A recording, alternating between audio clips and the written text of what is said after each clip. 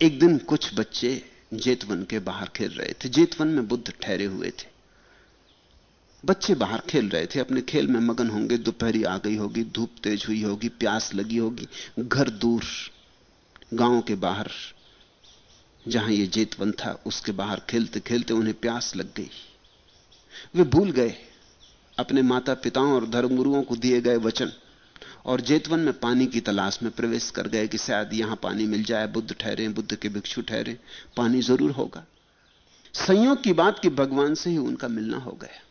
सामने ही मिल गए। बुद्ध बैठे होंगे अपने वृक्ष के तले। भगवान ने उन्हें पानी पिलाया और बहुत कुछ और भी पिलाया। बुद्ध अगर पानी भी पिलाएं तो साथ ही कुछ और भी पिला ही देते। पिला देते हैं ऐसा चेष्टा से नहीं होता। बुद्ध के हाथ में छुआ पानी भी बुद्धत्व की थोड़ी खबर ले आता है। बुद्ध की आंख भी तुम पर पड़े तो भी कुछ तुम्हारे भीतर उमगने लगता है। बुद्ध तुम्हारी आंख में आंख डाल के भी देख लें तो तुम्हारे भीतर बीज फूटने लगता है। बुद्ध ने बहुत कुछ और भी पिलाया, प्रेम भी पिलाया। बुद्ध का व्यक्तित्व ही प्रेम है। बुद्ध ने कहा है, ध्यान की परिसमाप्ति करुणा में। ध्यान जब परिपूर्ण हो जाता है तो करुणा की ज्योति फैलती। ध्यान का दिया और करुणा का प्रकाश। ध्यान की कसौटी कहा है कि जब करुणा फैले, प्रेम फैले। ये छोटे छोटे बच्चे प्यासे होकर आ गए हैं, इन्हें पानी पिलाया, इन्हें और कुछ भी पिलाया, इन्हें बुद्धत्व पिलाया। बुद्धों के पास जाओ तो बुद्धत्व के अलावा और उनके पास देने को कुछ है भी नहीं। छोटी मोटी चीजें उनके पास देने को है भी नहीं, बड़ी से बड़ी चीज ही बस उनके पास देने को है। वही दे सकते हैं जो वे हैं। प्रेम भी पिलाया, ऊपर की प्यास तो मिटाई और भीतर की प्यास जगाई। जीसस के जीवन में एक ऐसा ही उल्लेख है। जीसस जा रहे हैं अपने गांव, राजधानी से लौट रहे हैं। बीच में एक कुएं पर ठहरे हैं, उन्हें प्यास लगी। कुएं पे पानी भरती स्त्री से उन्होंने कहा, मुझे पानी पिला दे, मैं प्यासा हूं। उस स्त्री ने उन्हें देखा, उसने कहा, लेकिन आप ख्याल रखें, मैं हीन जाति की हूं, आप मेरे हाथ का पानी पिएंगे? जीसस ने कहा, कौन हीन कौन श्रेष्ठ? तू मुझे पिला, मैं तुझे पिलाऊंगा। उस स्त्री ने कहा, मैं समझी नहीं, आप क्या कहते हैं? आप ये क्या कहते हैं कि तू मुझे पिला, मैं तुझे पिलाऊंगा? जीसस ने कहा, हां, तू जो पानी पिलाती है उससे तो थोड़ी देर को प्यास बुझेगी, मैं तुझे जो पानी पिलाऊंगा उससे सदा सदा के लिए प्यास बुझ जाती। बुद्ध या जीसस तुम्हारे भीतर एक नई प्यास को जगाते, फिर उस नई प्यास को बुझाने का उपाय भी बताते। नई प्यास है कैसे हम उस जीवन को जाने जो शाश्वत हो, कैसे हम इस क्षणभंगुर से मुक्त हो, कैसे इस समय में बंधे हुए से हमारा छुटकारा हो, कैसे हम क्षुद्र के पार हों और विराट में हमारे पंख खुले। तो पहले तो प्यास जगाते, प्यास जगे तो यात्रा शुरू होती। प्यास हो तो पानी की तलाश शुरू होती, और एक बार पानी की तलाश शुरू हो जाए तो पानी सदा से है और बहुत ही करीब है। सरोवर भरा है, तुम में प्यास ही नहीं थी इसलिए तुम सरोवर से चूकते रहे। तो बुद्ध ने ऊपर की प्यास तो मिटाई और भीतर की प्यास जगाई। वे बच्चे खेल इत्यादि भूलकर दिन भर भगवान के साथ ही रहे। छोटे बच्चे थे, सरल थे, जो उनके मां बाप के लिए संभव नहीं था वह उन्हें संभव था। वे पहचान गए, इस आदमी का जो स्वर था उन्हें सुनाई पड़ा। शायद कोई उनसे पूछता तो वो कुछ जवाब भी ना दे सकते, जवाब देने योग्य उम्र उनकी थी भी नहीं, लेकिन गुपचुप बात समझ में पड़ गई। ऐसा आदमी उन्होंने पहले देखा नहीं था। यह आदमी कुछ और ही किस्म का आदमी था। इन और ही किस्म के आदमियों को आदमियों से अलग करने के लिए तो हमने कभी उनको बुद्ध कहा, कभी जिन कहा, कभी भगवान कहा, कभी अवतार कहा, कभी पैगंबर कहा, कभी ईश्वर पुत्र कहा, सिर्फ इतनी सी बात को अलग करने के लिए कि यह आदमी कुछ और ढंग का था। ये और आदमियों जैसा आदमी नहीं था। इसे सिर्फ आदमी कहना न्याय संगत नहीं होगा। ये बच्चे समझा भी नहीं सकते थे, मगर समझ गए। ख्याल रखना, समझा सकने से और समझने का कोई अनिवार्य संबंध नहीं। अक्सर तो ऐसा होता है कि जो समझा सकते हैं समझ नहीं पाते, और जो समझ पाते हैं समझा नहीं पाते। गूंगे का गुड़, छोटे छोटे बच्चे थे, स्वाद तो आ गया। शब्द उनके पास शायद थे भी नहीं कि वो कह सके क्या हुआ, लेकिन भूल गए खेल इत्यादि। वे सब खेल छोटे हो गए। जीसस ने कहा है, जो छोटे बच्चों की भांति होंगे वे ही मेरे प्रभु के राज्य में प्रवेश कर सकेंगे। शायद जीसस ऐसे ही बच्चों की बात कर रहे थे, छोटे बच्चों की भांति होंगे। भगवान को समझने के लिए छोटे बच्चे की भांति होना जरूरी है। जो बड़े हो गए हैं उनको फिर लौटना पड़ता है, फिर छोटे बच्चे की भांति होना पड़ता है। इसलिए तो संत की अंतिम अवस्था में संत बिल्कुल छोटे बच्चों जैसा हो जाता। जो परमहंस की दशा है वो छोटे बच्चे की दशा है, फिर से जन्म हो गया। इसलिए हमने इस देश में ज्ञानी को द्विज कहा है, दोबारा पैदा हुआ। एक तो वो जन्म था जो मां बाप से मिला था, और अब एक जन्म उसने स्वयं को दिया है। वो फिर से बच्चा हो गया, फिर वैसा ही सरल, फिर वैसा ही सहज। ये छोटे छोटे सरल बच्चे, जो बड़े बड़े पंडितों को होना कठिन होता है, इन छोटे छोटे बच्चों को हुआ। वे भूल गए अपना खेल। तुम तो बुद्ध के पास भी जाओ तो तुम्हारा खेल तुम्हें नहीं भूलता। बुद्ध के पास बैठे रहते हो, सोचते अपनी दुकान की। बुद्ध के पास बैठते रहते हो, सोचते अपने घर की। बुद्ध के पास बैठे रहते हो, सोचते हजार और बातें। ये छोटे बच्चे तो भूल ही गए इनका सारा खेल। पड़े रह गए होंगे रेत में इन्होंने जो घर बनाए थे। बाहर भूल गए तो भूल ही गए, भीतर गए तो फिर बाहर आए ही नहीं, फिर बुद्ध के पास ही बैठे रहे। वे दिन भर भगवान के पास रहे। शायद संध्या हुए भगवान ने स्वयं कहा होगा कि बच्चों अब घर वापस जाओ। ऐसा प्रेम तो उन्होंने कभी जाना न था। प्रेम प्रेम में बड़ा फर्क है। जिसे तुम संसार में प्रेम कहते हो वो प्रेम नहीं है, वो प्रेम का झूठा सिक्का है। प्रेम के नाम पर कुछ और चल रहा है, अहंकार चल रहा है। प्रेम के नाम पर प्रेम का लबादा ओढ़े हिंसा चल रही, वैमनस्य चल रहा है। प्रेम के आभूषणों में सजा हुआ न मालूम क्या क्या परिग्रह, दूसरे पर मालकियत करने की राजनीति चल रही। प्रेम की ओट में अब प्रेम चल रहा है। अब प्रेम ने भी खूब अच्छा रास्ता चुन लिया है, प्रेम की ओट में चल रहा है। खलील जिब्रान की एक छोटी कहानी है। पृथ्वी बनी थी नई नई, और परमात्मा ने सौंदर्य और कुरूपता की देवी को पृथ्वी पर भेजा। वे दोनों देवियां उतरी, स्वर्ग से पृथ्वी तक आते आते धूल धमास से भर गई थी। तो उन्होंने कहा स्नान कर लें, इसके पहले कि गांव में चले। वे दोनों झील में उतरी, वस्त्र उन्होंने उतार दिए, नग्न होकर झील में उतरी। सौंदर्य की देवी तैरती हुई दूर झील में चली गई। जब सौंदर्य की देवी दूर चली गई तो कुरूपता की देवी झटपट बाहर आई। उसने सौंदर्य के वस्त्र पहन के और भाग गई। जब तक कुरूपता की देवी भाग गई तब कहीं होश आया सौंदर्य की देवी को। वो भागी आई तट पर, उसने देखा उसके कपड़े जा चुके हैं, और अब तो सुबह हुई जा रही थी, लोग चलने फिरने लगे थे, अब कोई और उपाय ना था। तो उसने कुरूपता के वस्त्र पहन लिए। और खलील जिब्रान की कहानी कहती तब से सौंदर्य कुरूपता के वस्त्र पहने हुए और कुरूपता सौंदर्य के वस्त्र पहने हुए। तब से सौंदर्य चेष्टा कर रहा है कुरूपता को पकड़ लेने की कि अपने वस्त्र वापस ले ले, लेकिन कुरूपता हाथ नहीं आती। इस दुनिया में कुरूप सुंदर बन के चल रहा है। इस दुनिया में अब प्रेम प्रेम बन के चल रहा है। असत्य ने सत्य के वस्त्र पहन रखे। इसलिए तुमने ख्याल किया, जितना असत्यवादी हो उतनी ही चेष्टा करता है कि जो मैं कह रहा हूं बिल्कुल सत्य है, बिल्कुल सत्य है। हजार दलीलें जुटाता है, कसमें खाता है कि यह बिल्कुल सत्य है। असत्य को चलाने के लिए सत्य सिद्ध करना ही पड़ता है। सत्य को चलाने के लिए कुछ भी सिद्ध नहीं करना पड़ता।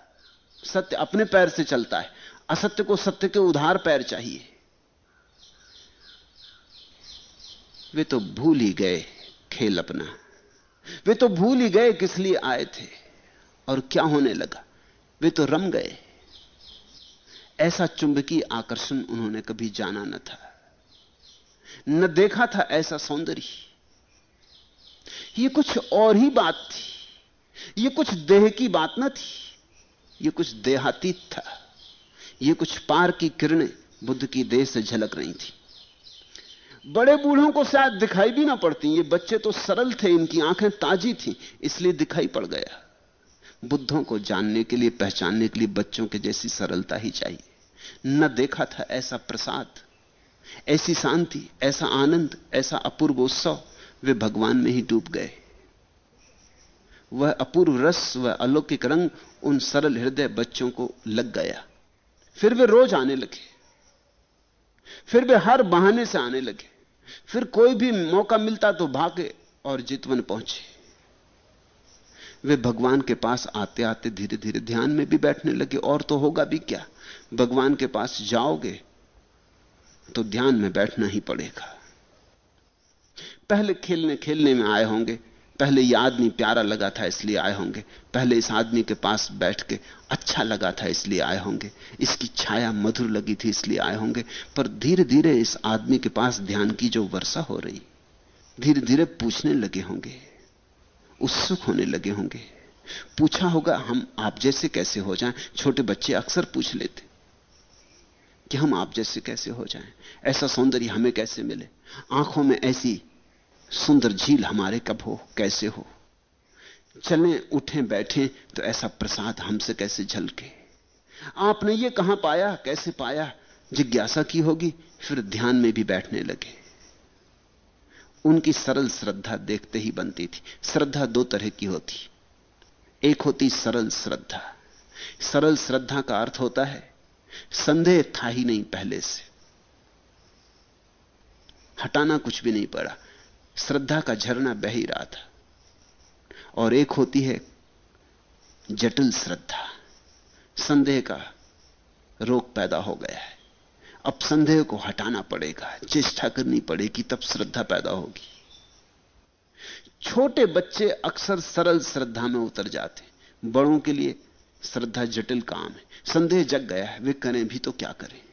अब पहले तो संदेह से लड़ना पड़ेगा, पहले तो संदेह को तोड़ना पड़ेगा, पहले तो संदेह को उखाड़ फेंकना पड़ेगा। ये घास पात जो संदेह की उग गई है, ये न हटे तो श्रद्धा के गुलाब लगे भी ना, तो पहले उन्हें संदेह को उखाड़ना पड़ेगा। उनकी अधिक शक्ति संदेह से लड़ने में लग जाती, तब कहीं श्रद्धा पैदा हो पाती। जटिल, छोटे बच्चों को तो सरल है, मगर छोटे बच्चों को हम बिगाड़ देते। अगर दुनिया में मां बाप थोड़े ज्यादा समझदार हों तो हम बच्चों को कुछ भी ऐसा न करेंगे जिससे उनकी सरल श्रद्धा बिगड़ जाए। हम कहेंगे कि तुम अपनी सरल श्रद्धा को बचाए रखो। कभी कोई मिलेगा आदमी, कभी कोई मिलेगी घड़ी जब तुम्हारा तालमेल बैठ जाएगा किसी से। उसी सरल श्रद्धा के आधार पर तुम किसी बुद्ध को, किसी जिन को, किसी कृष्ण को, किसी क्राइस्ट को पहचान लोगे। हम तुम्हारी श्रद्धा खराब ना करेंगे, लेकिन हम बच्चों की गर्दन पकड़ लेते। इसके पहले कि उनकी सरल श्रद्धा उन्हें जगत के विस्तार में ले जाए और वे कहीं किसी बुद्ध के चरणों में शरण में बैठे, हम उन्हें पहले ही झूठी श्रद्धा थोप देते। झूठी श्रद्धा थोप देने के कारण संदेह पैदा होता है। इस गणित को ठीक से समझ लेना। संदेह पैदा क्यों होता दुनिया में? संदेह पैदा होता है झूठी श्रद्धा थोप देने के कारण। छोटा बच्चा है, तुम कहते मंदिर चलो। छोटा बच्चा पूछता है किस लिए? अभी मैं खेल रहा हूं, मैं मजे में हूं। तुम कहते हो मंदिर में और भी ज्यादा आनंद आएगा, और छोटे बच्चे को बिल्कुल नहीं आता। तुम तो श्रद्धा सिखा रहे हो और बच्चा संदेह सीख रहा है। बच्चा सोचता है कैसा आनंद, यहां बड़े बूढ़े बैठे हैं उदास, यहां दौड़ भी नहीं सकता, खेल भी नहीं सकता, नाच भी नहीं सकता, चीख पुकार भी नहीं कर सकता, यहां कैसा आनंद। और बाप कहता था यहां आनंद मिलेगा। फिर बाप कहता झुको, ये भगवान की मूर्ति है। और बच्चा कहता भगवान, ये तो पत्थर है, ये तो पत्थर को कपड़े लत्ते पहना के आपने खड़ा कर दिया। तुम कहते हो झुको जी, बड़े होगे तब समझोगे। अभी तुम छोटे हो, अभी तुम्हारी ये बात समझ में नहीं आ सकती, बड़ी जटिल बात है, बड़ी कठिन बात है। बड़े होगे तब समझोगे। तुम जबरदस्ती बच्चे की गर्दन पकड़ के झुका देते हो, तुम उसमें संदेह पैदा कर रहे हो। ध्यान रखना, तुम सोच रहे हो कि श्रद्धा पैदा कर रहे हो। वो बच्चा सिर तो झुका लेता है, लेकिन वो जानता है कि है तो ये पत्थर की मूर्ति। उसे न केवल इस मूर्ति पर संदेह आ रहा है, अब तुम पे भी संदेह आ रहा है, तुम्हारी बुद्धि पे भी संदेह आ रहा है। अब वो सोच रहा है कि बाप भी कुछ मूढ़ मालूम होता है, कह नहीं सकता। कहेगा जब तुम बूढ़े हो जाओगे और वो जवान हो जाएगा, उसके हाथ में ताकत होगी, जब तुम्हारी गर्दन दबाने लगेगा वो तब कहेगा कि तुम मूढ़ हो। मां बाप पीछे परेशान होते हैं, वो कहते हैं कि क्या मामला है, बच्चे हम में श्रद्धा क्यों नहीं रखते? तुम्ही ने नष्ट करवा दी श्रद्धा। तुमने ऐसे ऐसे काम बच्चों से करवाए, तुमने ऐसी सी बातें बच्चों पर थोपी कि बच्चों का सरल हृदय तो टूट ही गया, और तुम जो झूठी श्रद्धा थोपना चाहते थे वो कभी थुपी नहीं, उसके पीछे संदेह पैदा हुआ। झूठी श्रद्धा कभी संदेह से मुक्त होती ही नहीं, संदेह की जन्मदात्री है। झूठी श्रद्धा के पीछे आता है संदेह। बच्चे की आंख तो ताजी होती है, उसे तो चीजें साफ दिखाई पड़ती हैं कि क्या क्या है। अब तुम कहते हो गौ माता है, और बच्चा कहता है गौ माता, तो बच्चा कहता है ये जो बैल है क्या ये पिता है? ये सीधी बात है, गणित की बात है। तुम कहते हो नहीं बैल पिता नहीं है, गौ माता है। अब बच्चे को तुम पर संदेह होना शुरू हुआ कि बात क्या है। अगर गौ माता है तो बैल पिता होना चाहिए, और अगर बैल पिता नहीं है तो गौ माता कैसे है? तुमने बच्चे के गले में एक धागा पहना दिया और तुम कहते हो कि ये बड़ा पवित्र है। और बच्चा देखता है कि मां इसको बना रही थी, ये पवित्र हो कैसे गया, ये पवित्र हो कब गया, इसकी पवित्रता क्या है? तुम जो भी बच्चे को सिखा रहे हो, बच्चा भीतर से देख रहा है कि ये बात झूठ मालूम पड़ती है। कहता नहीं, इससे तुम ये मत सोच लेना कि तुम जीत गए। कहेगा जब उसके पास ताकत होगी, क्योंकि अभी तो कहेगा तो पिटेगा। मुझे जब पहली दफा मंदिर ले जाया गया और मुझे कहा गया कि झुको, तो मैंने कहा मुझे झुका दो, मेरी गर्दन पकड़ के झुका दो, क्योंकि मुझे कुछ झुकने योग्य दिखता नहीं है। क्योंकि जिस मंदिर में मुझे ले गया था वो मूर्ति पूजकों का मंदिर नहीं है, वहां सिर्फ ग्रंथ होते हैं मंदिर में। मैं जिस परिवार में पैदा हुआ वो मूर्ति पूजक नहीं, वो सिर्फ ग्रंथ को पूजता है। तो वहां वेदी पर किताब रखी थी, मैंने कहा मैं किताब को क्यों झुकूं? किताब में क्या हो सकता है, कागज है और स्याही, इससे ज्यादा तो कुछ भी नहीं हो सकता। फिर अगर आपकी मर्जी है तो झुका दो, आपके हाथ में ताकत है। मैं छोटा हूं, अभी तो कुछ कर नहीं सकता, लेकिन बदला लूंगा इसका। पर मैं कहूंगा कि मुझे अच्छे बड़े बूढ़े मिले, मुझे झुकाया नहीं गया। उन्होंने कहा तब ठीक है, जब तेरा मन हो तब झुकना, जब तेरी समझ में आया तब झुकना। फिर मुझे मंदिर नहीं ले जाया गया, और उसके कारण मेरे मन में अब भी अपने बड़े बूढ़ों के प्रति श्रद्धा है। अगर मुझे झुकाया होता, मेरे साथ जबरदस्ती की होती, तो उस किताब के प्रति तो मेरी श्रद्धा पैदा हो ही नहीं सकती थी, इनके प्रति भी अश्रद्धा पैदा हो जाती। मुझे लगता है कि ये हिंसक लोग हैं, और अहिंसा परमो धर्म इनके मंदिर पर लिखा है, और ये हिंसक लोग एक छोटे बच्चे के साथ हिंसा कर रहे हैं, उसे जबरदस्ती झुका रहे हैं, और दीवार पर लिखा अहिंसो परम धर्म, अहिंसा परम धर्म। ये कैसी अहिंसा? मुझे हजार संदेह खड़े होते, उन्होंने नहीं झुकाया, संदेह भी खड़े नहीं हुए। ख्याल रखना, किसी पर जबरदस्ती थोपना मत। थोपने का ही प्रतिकार है संदेह। फिर एक दफा संदेह उठ गया तो बड़ी अड़चन हो जाती। जब संदेह मजबूत हो जाता है तो फिर तुम बुद्ध के पास भी चले जाओ तो भी संदेह उठेगा। जिसका अपने मां बाप पे भरोसा खो गया, उसका अस्तित्व पे भरोसा खो जाता है। फिर वो किसी पे भरोसा नहीं कर सकता। वो कहता जब अपने मां बाप धोखा दे गए। मुल्ला नसरुद्दीन का छोटा बच्चा एक सीढ़ी चढ़ रहा था और मुल्ला उसकी वहीं खड़ा था। उसने कहा कि बेटा कूद पड़, सीढ़ी से कूद पड़। वो बेटा डरा, उसने कहा कि कूदूंगा तो लग जाएगी, चोट लग जाएगी। उसने कहा मैं तेरा पिता खड़ा हूं संभालने को, तू डरता क्यों है? बाप पे भरोसा करके बेटा कूद गया और मुल्ला सड़क के खड़ा हो गया। भड़ाम से वो नीचे गिरा, दोनों घुटने छिल गए। वो रोने लगा। उसने कहा कि पिताजी ये क्या बात, आपने मुझे धोखा दिया। मुल्ला ने कहा कि हां, एक पाठ, दुनिया में ख्याल रखना, किसी की मानना मत, अपने बाप की भी मत मानना। यहां दुनिया बड़ी धोखेबाज है। मैं तेरा बाप हूं, मेरी भी मत मानना कभी। इसलिए हट गया। ये तुझे एक पाठ दिया। मगर इस तरह के पाठ तो अंततः मनुष्य के मन में संदेह को गहन करते जाते।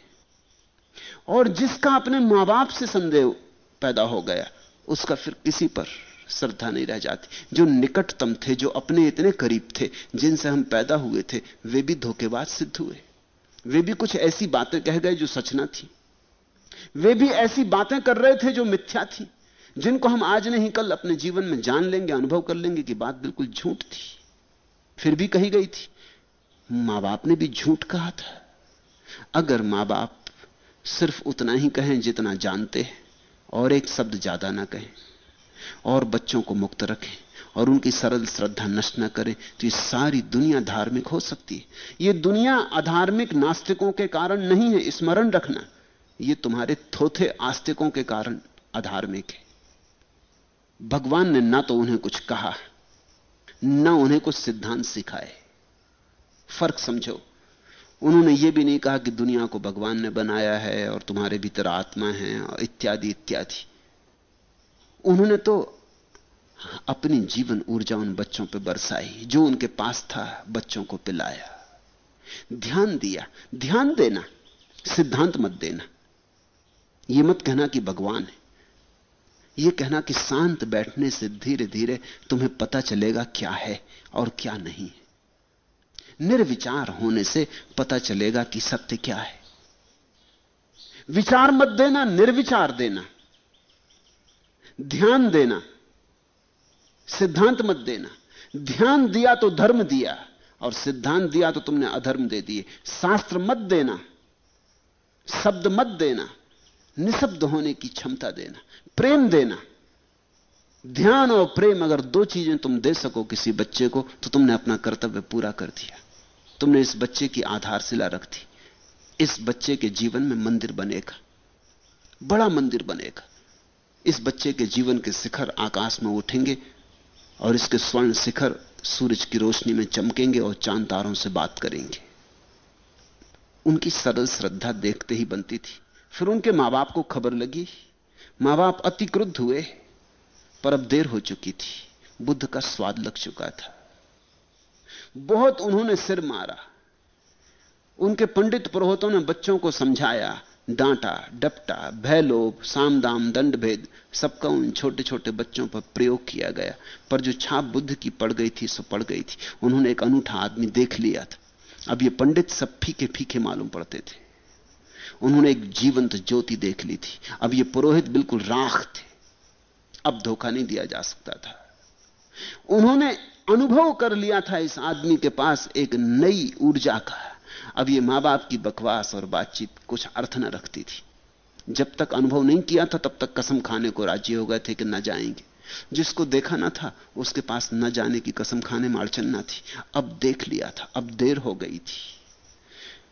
फिर तो वे मां बाप इतने पगला गए, इतने विक्षुब्ध हो गए कि अंततः उन्होंने यही तय कर लिया कि ऐसे बच्चों को घर में ना रखेंगे, इनको बुद्ध को ही दे देंगे, संभालो इन्हें तुम ही, ये हमारे नहीं रहे, इनसे हम संबंध विच्छिन्न कर लेते। ऐसा सोचकर इन बच्चों को त्याग देने के लिए ही वे बुद्ध के पास गए। पर यह जाना उनके जीवन में ज्योति जला गया। कभी कभी ऐसा हो जाता है, तुम गलत कारण से बुद्धों के पास जाते हो, फिर भी ठीक घट जाता है। तुम ठीक कारणों से भी पुरोहितों के पास जाओ तो भी ठीक नहीं घटता, और तुम गलत कारणों से भी बुद्धों के पास चले जाओ तो कभी कभी ठीक घट जाता है। कभी अनायास झरोखा खुल जाता है। आखिर इन मां बाप को भी इतना तो विचार उठा ही होगा कि हमने पैदा किया इन बच्चों को, हमने बड़ा किया इन बच्चों को, हमने पाला पोसा, हमारी नहीं सुनते। आखिर इस बुद्ध ने क्या दे दिया होगा? आखिर इस आदमी के पास क्या होगा? हमारे पंडित की नहीं सुनते हैं जो कि शास्त्रों का ज्ञाता है, वेद जिसे कंठस्थ। हमारे धर्मगुरु की नहीं सुनते हैं जो कि इतना अच्छा वक्ता है, इतना अच्छा समझाता है, जिसकी सलाह इससे और अच्छी सलाह क्या हो सकती? आखिर इस बुद्ध में ऐसा क्या होगा? और फिर हमने इन्हें मारा, पीटा, लोभ दिया, कुछ भी असर नहीं होता। हो ना हो कुछ बात हो भी सकती है, उनके भीतर भी एक सुख बुद्धि तो उठी होगी, असंभव है कि ना उठी हो। एक विचार तो मन में कौंधा होगा बिजली की तरह कि हो ना हो हम ही गलत हों, कौन जाने। फिर एक आध बच्चे की बात ना थी, बहुत बच्चों की बात थी, ये कई बच्चे पड़ोस के खेलते चले गए थे। फिर ये सब टिके थे, ये सब कष्ट सहने को तैयार थे, लेकिन बुद्ध के पास नहीं जाएंगे ऐसी कसम खाने को अब तैयार न थे। गए तो होंगे क्रोध में ही, गए तो होंगे नाराज, गए तो थे इन बच्चों को छोड़ाने, लेकिन भीतर एक बात तो जग ही गई थी कि क्या होगा पता नहीं, इस आदमी में कुछ हो। इधर रोज ऐसा घटता है, लोग रोकते हैं किसी को आने से कि वहां मत जाना, सम्मोहित हो जाओगे। वहां सम्मोहन का प्रयोग चल रहा है। एक पति का मुझे पत्र मिला, 3-4 पत्र मिल चुके हैं महीने भर के भीतर। बड़े पत्र लिखते हैं कि मेरी पत्नी ने आपसे संन्यास ले लिया, मैं बर्बाद हो गया, मेरा सब नष्ट भ्रष्ट हो गया, आपने सम्मोहित कर लिया, आप कृपा करके मेरी पत्नी पर से सम्मोहन हटा लें, आप उसे मुक्त कर दें। अब मेरा संन्यास ना तो किसी को तोड़ता घर से, न पत्नी को तोड़ता पति से, न पति को तोड़ता पत्नी से, न पत्नी बच्चे से टूट रही है, मगर बस पति को भारी अड़चन हो गई। अड़चन क्या है? अड़चन यही है कि अब तक वो पत्नी के परमात्मा बने बैठे थे, अब वो बात ना रही। अड़चन यह है कि उनका प्रभुत्व एकदम से छीन हो गया। अड़चन यह है कि आज अगर उनकी पत्नी से मैं कुछ कहूं तो वो मेरी मानेगी, उनकी नहीं मानेगी। ये अड़चन, अभी मैंने कुछ कहा भी नहीं, मैं कभी कहूंगा भी नहीं, बस। लेकिन अड़चन, संभावना की अड़चन, ये बात पीड़ा दे रही है। पुरुष के अहंकार को बड़ा कष्ट होता है। वो मुझे पत्र में लिखते हैं कि मुझ में क्या कमी है जो मेरी पत्नी आपके पास जाती। ये तो तुम अपनी पत्नी से पूछो। प्रोफेसर हैं किसी विश्वविद्यालय में, लिखते हैं कि मैं दर्शन शास्त्र का प्रोफेसर हूं, हर बात जो प्रश्न उठता हो हर एक का उत्तर मेरे पास है, विद्यार्थियों को पढ़ाता हूं। मेरी पत्नी को क्या पूछना है जो आपके पास जाए, मैं सब बात का उत्तर देने को तैयार हूं। आप सब बात का उत्तर देने को तैयार हैं, लेकिन अगर पत्नी आपके उत्तरों में आस्था रखने को तैयार नहीं तो मैं क्या करूं? मैं पत्नी को बुला के समझा भी दिया कि देवी तू जा,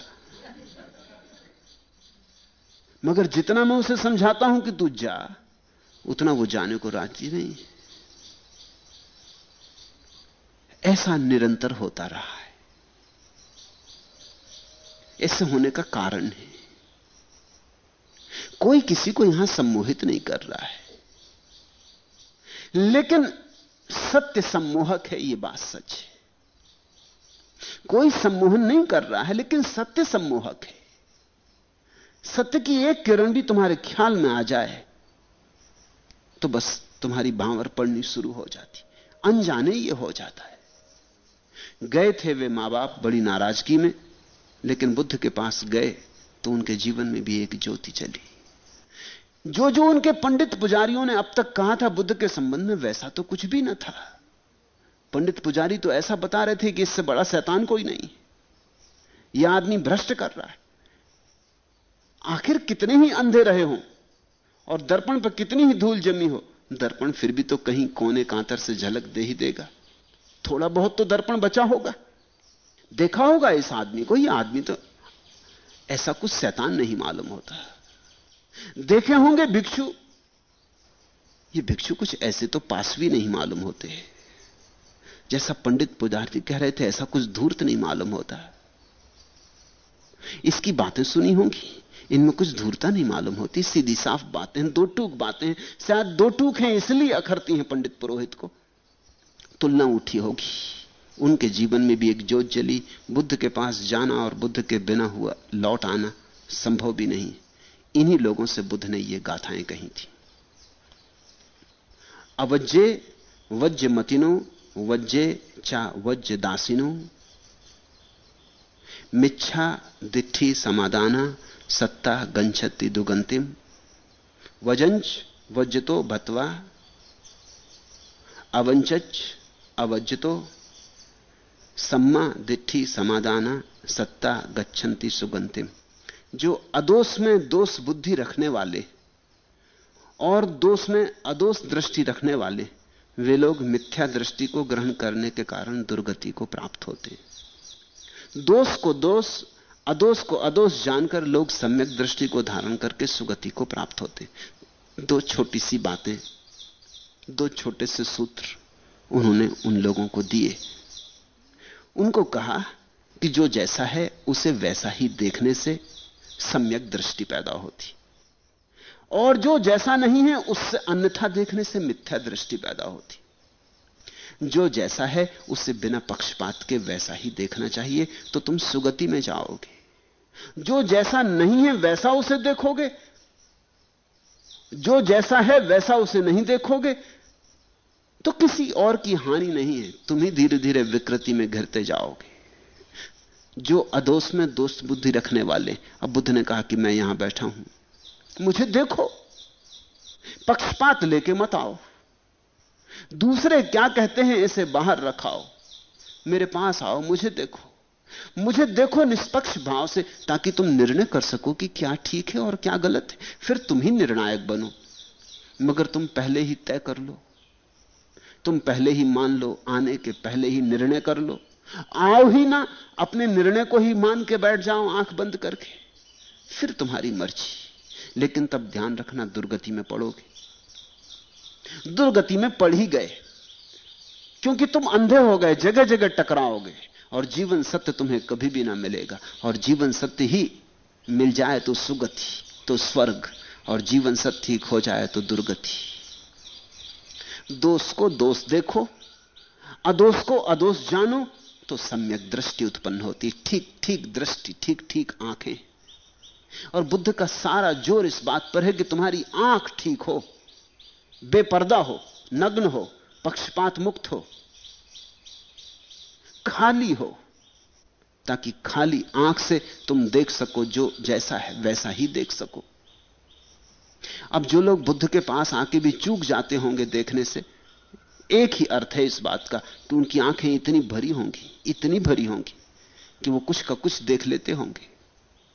तुमने अक्सर पाया होगा, अगर तुम्हारी कोई दृष्टि हो तो तुम कुछ का कुछ देख लेते हो। सूफी कहानी, एक फकीर की अपने बगिया में काम करते वक्त खुरपी खो गई। वो कुछ पानी पीने भीतर गया, झोपड़े में लौट के आया खुरपी नदारत। पास से पड़ोस का छोकरा जा रहा था, उसने उसको देखा, उसने कहा कि यही है चोर। इसकी चाल से साफ मालूम हो रहा है कि चोर है। इसका ढंग देखो, आंख बचा के जा रहा है, उधर देख रहा है, इसके पैर की आहट बता रही कि चोर है, यही है। मगर अब एकदम से उसको पकड़ना ठीक भी नहीं। वो जांच रखने लगा, 3 दिन तक देखता रहा, जब भी ये लड़का निकले इधर उधर जाए तो वो देखे, और उसने बिल्कुल पक्का होता गया कि है चोर यही। हर चीज ने प्रमाण दिया उसको कि ये चोर है। एक तो आंख से आंख नहीं मिलाता, कहीं कहीं देखता है, चलता है तो डरा डरा चलता है, चौंका चौंका सा मालूम पड़ता है, खुरपी इसने चुराई। फिर चौथे दिन खोदते वक्त खुरपी उसको मिल गई झाड़ी में।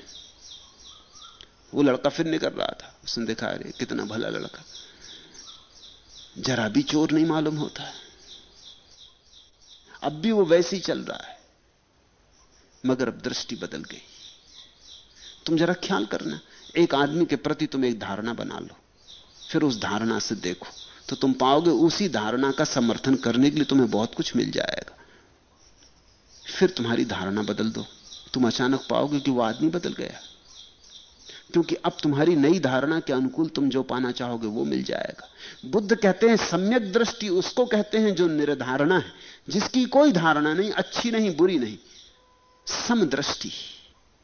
न इस तरफ सोचता न उस तरफ, तराजू ठीक बीच में कांटा अटका है, न ये पल्ला भारी है न वो पल्ला भारी है। ऐसी समतुल्य स्थिति का नाम समदृष्टि। जिसने मान ही लिया, बिना खोजे, बिना सोचे, बिना विचारे, बिना अनुभव किए, वो असम्यक दृष्टि या मिथ्या दृष्टि।